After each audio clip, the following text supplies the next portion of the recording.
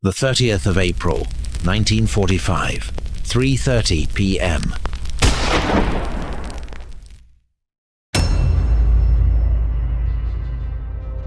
A single gunshot echoes through the concrete veins of the Führerbunker. Outside, Berlin is a funeral pyre, a landscape of twisted iron and suffocating smoke. According to the official history books, Adolf Hitler is dead.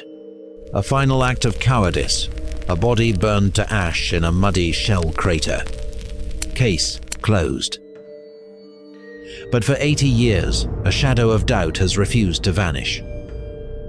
Why did Joseph Stalin, the man whose elite Smersh units first occupied the bunker, personally tell Western leaders that Hitler was still alive?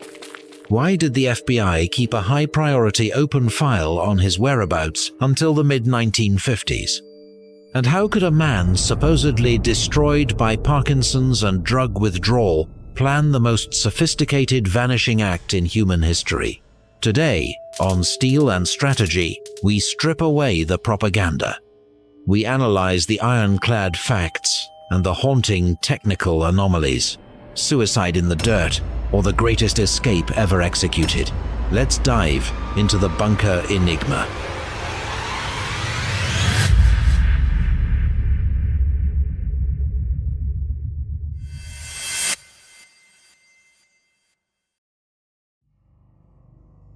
The seeds of doubt weren't planted by modern conspiracy theorists. They were sown by the Soviet Union itself. When the Red Army entered the Chancellery Garden, they claimed to find charred remains. Dental records, allegedly retrieved from the ashes, supposedly confirmed the identity. But then, the narrative took a sharp, calculated turn. During the Potsdam Conference, Stalin looked Winston Churchill and Harry Truman in the eye and told them, Hitler escaped. He is in Spain or Argentina. Why would the Soviets engineer such a massive contradiction? On one hand, it was a geopolitical masterstroke, keeping the West in a state of permanent fascist paranoia. But the forensic reports were an objective disaster.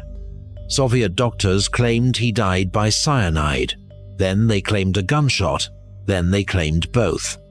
In the chaos of 1945 Berlin, the steel of Soviet intelligence was more focused on psychological warfare than forensic truth.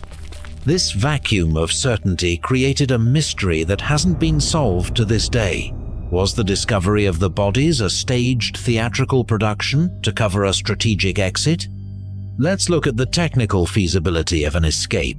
Critics of the suicide theory point to a very specific set of machines, the Type XXI U-Boats.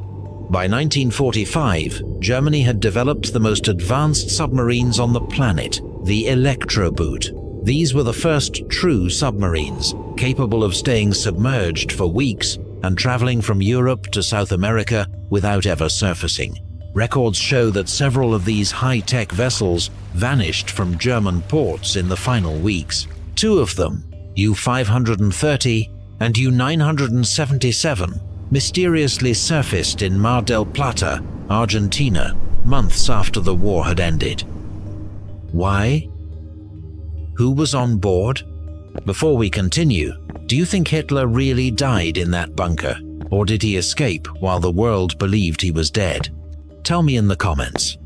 Declassified FBI files contain hundreds of reports of a high-ranking German official landing in the dead of night. While many were rumors, the concern at the highest levels of the CIA and FBI suggests that the escape theory wasn't just folklore, it was a serious intelligence gap. The bunker itself was connected to the Berlin U-Bahn, a subterranean highway that led directly to Tempelhof Airport. Under the cover of a burning city, a Ju-52 transport plane could have slipped through the smoke while the world focused on a pile of burning rags in a crater. Then we have the double. It is a verified historical fact that the Reich used body doubles for security. On the 4th of May 1945, Soviet troops found a corpse in the bunker that looked identical to Hitler. For hours, they believed they had found the prize. But the illusion shattered when a detail-oriented officer noticed something. The socks.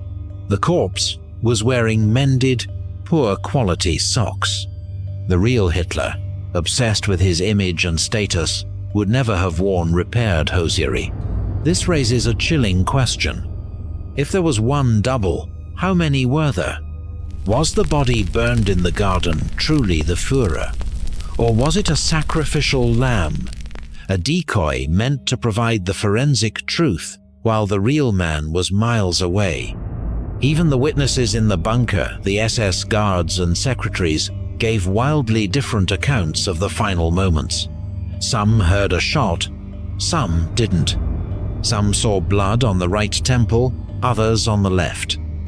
In a world of steel and deception, the truth was the first thing to be buried. For 60 years, the Russian State Archive held the ultimate proof, a fragment of a human skull with a clear bullet hole. It was the trophy of the Red Army, the physical evidence that silenced all doubters. But in 2009, modern science intervened. Archaeologist Nick Bellantoni from the University of Connecticut was finally granted access to perform DNA testing on the fragment. The results were a bombshell. The DNA was not male. It belonged to a woman aged between 20 and 40. It wasn't Hitler. It wasn't even Eva Braun, who was 33 at the time, according to many forensic experts who reviewed the bone structure. Suddenly, the only physical evidence of the suicide was proven to be a fabrication. If the skull is a lie, where is the body? This lack of biological proof has reopened a historical wound that many thought was healed. Did he die in the dirt of a dying city, or did he live out his days in a secluded villa in Patagonia?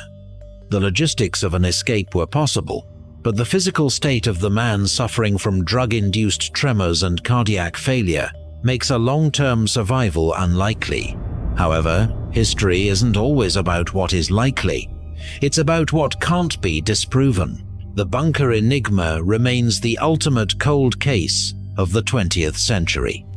It is a story of Soviet deception, Allied suspicion, and the enduring mystery of a man who vanished into the smoke of his own destruction. At Steel and Strategy, we don't tell you what to believe.